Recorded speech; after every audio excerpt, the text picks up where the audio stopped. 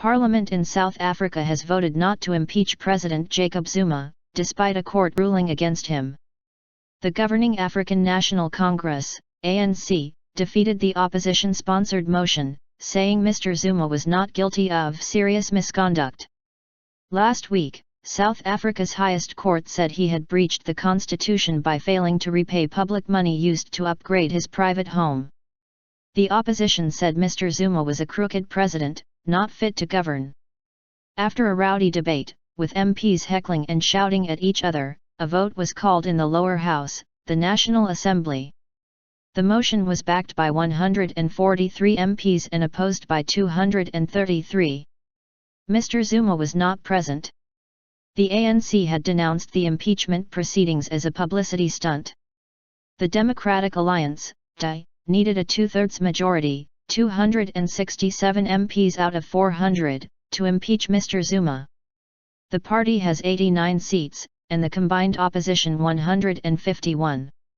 DA leader Mmusi Maimane said public anger towards Mr Zuma was palpable, but he did not expect the ANC to back the impeachment motion because corruption had affected the entire party like a cancer. The ANC has lost its way and there's no way back, he added. Deputy Justice Minister John Jeffrey rejected the call to impeach Mr Zuma, saying the president was not guilty of serious misconduct.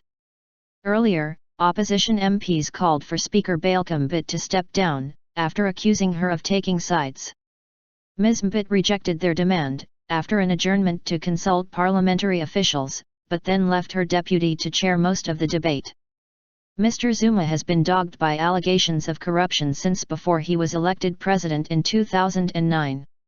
He was accused of taking bribes over an arms deal, but he denied the allegation and the charges were controversially dropped just before he took office. He later found himself at the center of controversy over the use of $23 million, £15 million, of public money to upgrade his private home in the rural area of Nkandla in KwaZulu-Natal province. Pool and amphitheater.